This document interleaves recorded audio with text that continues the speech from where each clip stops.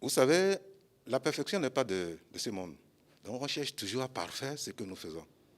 Le discours, c'est à tout moment. Tout le monde, n'est-ce pas, est appelé à prononcer dans nos discours. Donc c'est pour permettre à chacun de pouvoir parfaire cela que nous avons fait paraître le secret d'un beau discours qui aujourd'hui, comme vous l'avez dit, est à sa 4e édition. Alors là, lorsque nous parlons de discours, il y a 2 phases importantes. Il y a d'abord la phase de la rédaction du texte du discours. Alors souvent, ça pose des problèmes. Et qu'est-ce que nous avons apporté de neuf? Nous avons considéré les événements qui arrivent très souvent dans nos communautés humaines, à savoir passation des services. Un ministre s'en va, un autre arrive. Un directeur s'en va, un autre arrive. Le sortant, le plan de son discours, l'entrant lui-même, le plan de son discours, campagne électorale, le plan du discours, n'est-ce pas, prononcé à cette occasion, ouverture des séminaires, le plan du discours, clôture du séminaire, le plan du discours, anniversaire, mariage, lancement d'un produit devant un public, etc. Pour chacun de ces événements, le plan que le discours devra respecter.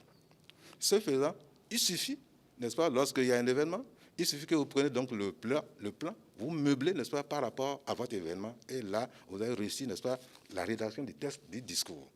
La seconde phase, c'est la phase la plus compliquée, la présentation devant l'auditoire. Parce que ce n'est pas facile. Vous voyez, des gens, même de grandes personnes, même quand il y a de grands événements, vous voyez, on se met à lire, les yeux rivés sur le document. Mais le discours n'est pas une lecture plate. Le discours, c'est une communication. Il y a des signes, il y a des gestes, n'est-ce pas, mais que les gens ne respectent pas. Certains, même parfois, ont peur devant l'auditoire. Et d'aucuns vous diront, le point de chewing-gum. Je dis non, mais le chewing-gum ne peut rien régler. Il faut chercher, n'est-ce pas, savoir ce qui est à l'origine de cette situation. C'est la peur. Il ne faut pas rester à la phase théorique, parce qu'en fait, lorsqu'il y a un événement, il faut pratiquer, il faut mettre en application. Donc, tout ce que nous avons dit dans la première partie, là, nous avons pris 20 cas pratiques concernant, n'est-ce pas, différents événements que nous avons traités.